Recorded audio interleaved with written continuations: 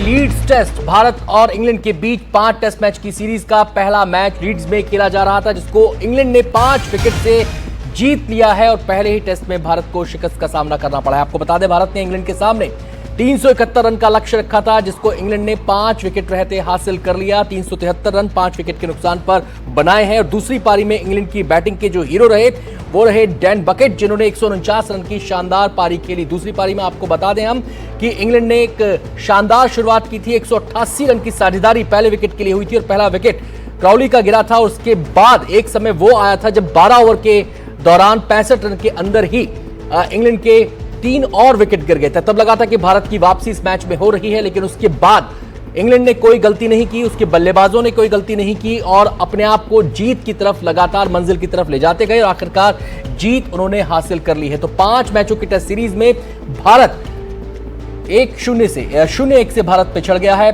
और इंग्लैंड एक मैच जीतकर सीरीज में बढ़त बना चुका है। तो इंग्लैंड ने एक बड़ी जीत यहां पर हासिल की है। सीधे रुख करेंगे हमारे संवाददाता विमल मोहन हमारे साथ जुड़ गए हैं तमाम पहलुओं पर चर्चा करने के लिए। विमल, बीच में एक वक्फा ऐसा आया था, एक सेशन ऐसा आया था जब लग रहा था कि भारत की मैच में वापसी हो रही है, लेकिन इंग्लैंड भारत पर भारी पड़ा, उनका जज्बा भारत पर भारी पड़ा, उनका इरादा भारत पर भारी पड़ा।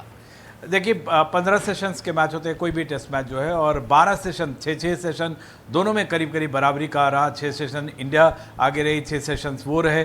जो आखिरी 3 सेशंस है उसमें भी जो आखिरी 2 सेशंस है वो इंग्लैंड के हक में रहा। बीच में एक क्रूशियल मोमेंट जैसा आप कह रहे हैं, बॉलीवुड थ्रिलर जैसा आता रहा, लेकिन इंग्लैंड अपने होस्ट मैदान पे, अपने घरेलू मैदान पे तो खेल ही रहा था। बड़ी बात ये रही, जहाँ 2 जगह हम हारे हैं वो एक तो गेंदबाजी और दूसरी फील्डिंग। अगर बहुत सारे कैच छूटते हैं तो क्रिकेट में कहावत है, you drop the catches you lose the match.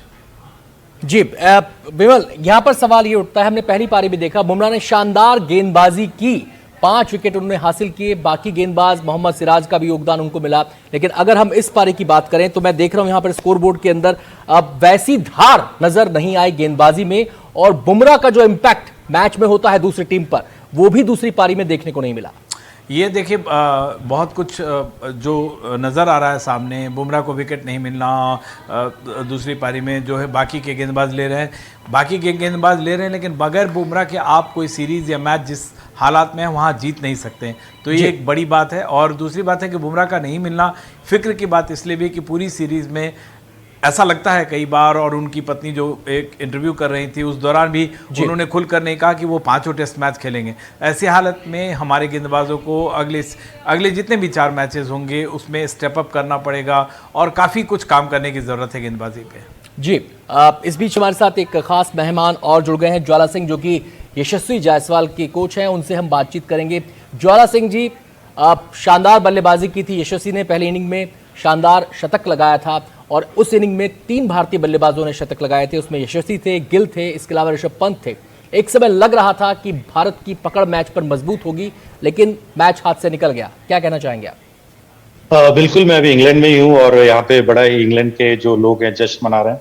मुझे लगता है जिस तरीके से इस युवा भारतीय टीम ने पहले इनिंग में बैटिंग किया, स्पेशली डे 1, हमको लगा कि हम एक बड़ा स्कोर बनाएंगे, 500 या 600 रन से ज़्यादा का स्कोर बनाएंगे, लेकिन कहीं ना कहीं जो बाकी के बल्लेबाजों ने साथ नहीं दिया। पहली इनिंग में 3 सेंचुरीज बनने के बाद अगर आप 470 रन बनाते हो तो यह कहा जा सकता कि बाकी बल्लेबाजों ने साथ नहीं दिया।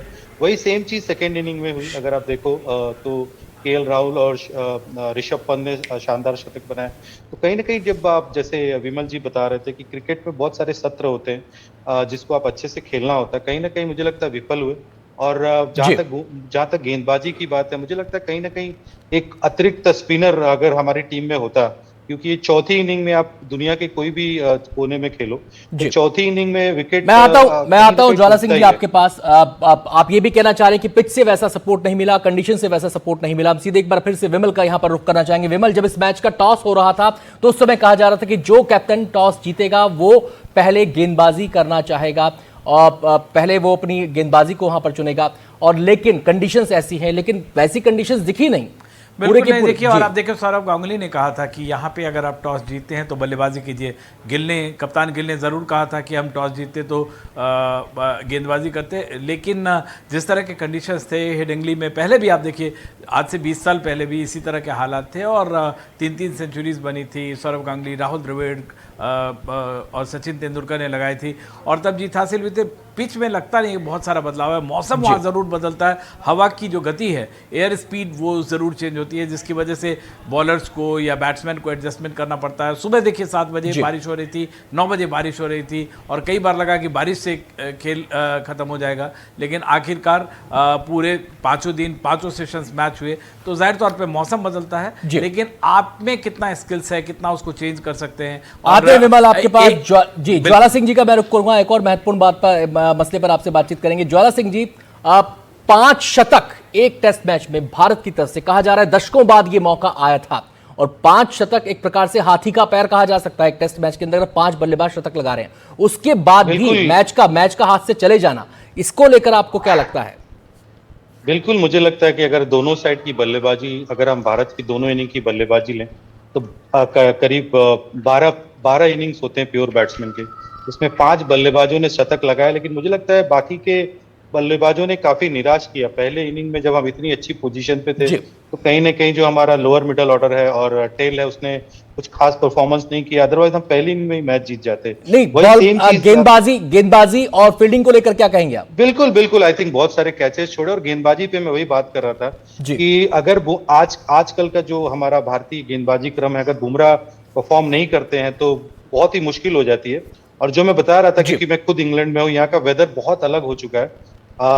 यहाँ पे अगर आप देखेंगे तो एकदम इंडियन कंडीशंस है, तो मुझे लगता है कि अगर एक अतिरिक्त स्पिनर हम खिलाते, क्योंकि रविंद्र जडेजा ने कुछ खास नहीं किया इस मैच में, अगर हम एक रेस्ट स्पिनर कराते, अगर कुलदीप यादव को खिलाते, तो कहीं ना कहीं मुझे लगता है कि जो चौथी इनिंग में मुझे लगता है एक स्पिनर, एक तेज गेंदबाज आते हैं सर आपके पास। महत्वपूर्ण बात आपने बोली, आपके पास आएंगे, एक बार फिर से हम विमल का यहाँ पर रुख करेंगे। विमल, जब कोई मैच होना होता है, कोई बड़ी सीरीज होनी होती है, तो अक्सर हम इतिहास के पन्ने खगालते हैं, आंकड़ों की पोथियां खोलकर बैठते हैं और उसमें से कुछ आंकड़े निकाल कर लाते हैं कि ये इफ है, ये बट है, ये किंतु है, ये परंतु है, और बहुत सारे हम कोइंसिडेंसेस को जोड़ते हैं। अगर इस मैच की मैं बात करूं तो उससे पहले हम पढ़ रहे थे कि इंग्लैंड अगर ये 350 प्लस का टारगेट हासिल करता है तो अपनी जमीन पर दूसरी बार होगा, लीड्स में दूसरी बार होगा, ये इतिहास रचा जाएगा, क्योंकि ऐसा पहले 2 ही बार इंग्लैंड ने किया था। लेकिन ये सारे आंकड़े धरे रह गए और इंग्लैंड ने जिस तरीके से मैच जीता है, लगा ही नहीं कि वो मैच उसके हाथ से गया था। बहुत इंपॉर्टेंट बात है कि वो बेसबॉल क्रिकेट खेलते हैं, उस पर अपना एक प्लान बनाया, उस पर भरोसा रखा और सेकंड हाईएस्ट चीज़ है, जैसा कि आपने कहा, स्टैटिस्टिक्स ज़रूर इंटरेस्टिंग होता है फैंस के लिए। और बर्मिंघम में उन्होंने हराया था 2022 में 378 रन करके, अभी 371 रन के करके आया। एक चीज़ ज़रूर अनंत, अगर आप ज्वाला सिंह जी से पूछें, क्योंकि यशस्वी को हमने देखा है स्लिप में बहुत अच्छी फील्डिंग करते हैं, एक डिप मिड विकेट में भी वहाँ से हटा के उनको रखा गया, कैच क्यों छूटता है और क्या प्रेशर है? फील्डर तो अच्छे अब तक माने जाते हैं, स्लिप में पहले उन्होंने प्रूव भी किया, क्या वजह रही होगी कि वो 4 कैच छूटना शायद बहुत भारी पड़ा? बहुत बहुत शुक्रिया विमल आपका इस पूरी बातचीत के लिए, और साथ ही साथ ज्वाला सिंह जी आपका भी बहुत बहुत शुक्रिया। खैर, शुरुआत अच्छी नहीं रही टेस्ट सीरीज के अंदर, लेकिन उम्मीद हमें नहीं छोड़नी चाहिए, क्योंकि 4 टेस्ट मैचेस बाकी हैं और उम्मीद यही करेंगे कि टीम इंडिया कमाल करेगी और एक बार फिर से दमदार वापसी इस टेस्ट सीरीज में करेगी।